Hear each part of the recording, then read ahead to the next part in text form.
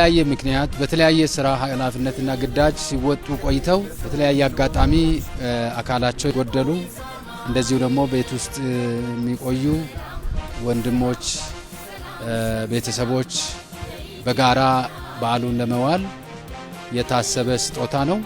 ይህን ስጦታ ስንሰጥ ዛሬ ብቻ ሳይሆን ተቋሙ የለመደውና ያስለመደውን ይዞ ለመቀጠልም ለማስቀጠልም ሁሉ ጊዜ ከቤተሰቦቻችሁና ከተቋሙ አባላት እና አመራር ጎን እንደምንቆም ሰራዊቱን በመወከል በዚህ አጋጣሚ ቃል ለመግባት ነው። መልካም በዓል እንዲሆንላችሁ እመኛለሁ። አመሰግናለሁ።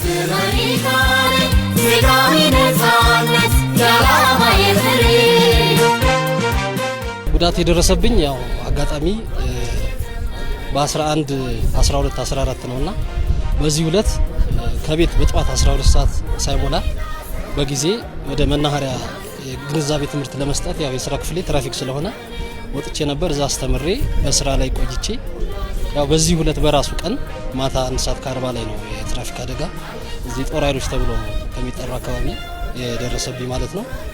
ያው ሌሎችን ራሳችሁን ጠብቁ፣ የትራፊክ አደጋ የሚያመጣባቸው ነገር መቼና በምን ሁኔታ እንደሆነ አይታወቅም፣ በማን ላይም ሊደርስ እንደሚችል አይታወቅም ብዬ ባስተማርኩበት ቀን ያው በራሴ ላይ አደጋ ደርሶብኝ ነው ያለሁት። በአሁን ሰዓት ያው ሕክምናም እየተከታተልኩ ነው። አራዳይኛለሁ በመጀመሪያ በክራንች ነበር የምገፋ፣ ዛሬ ቆሜያለሁ እግዚአብሔር ይመስገን።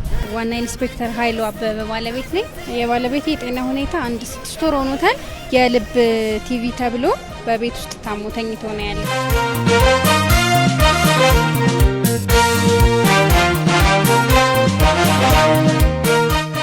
ኮሚሽኑ እንደው አረሳንም አለን ከጎናችሁ እንኳን አደረሳችሁ ብሎ ይሄን አይነት ስጦታም ስለሰጠን ስላስታወሰን አለን አይዟችሁ ብሎ በማለት በጣም ነው ማመሰግነው። በጣም ነው ደስ ያለኝ በእውነት የአዲስ አበባ ፖሊስ ቤተሰብነቱን ለኛ ስላሳየ እጅግ አድርጌ በጣም አመሰግናለሁ በእውነት።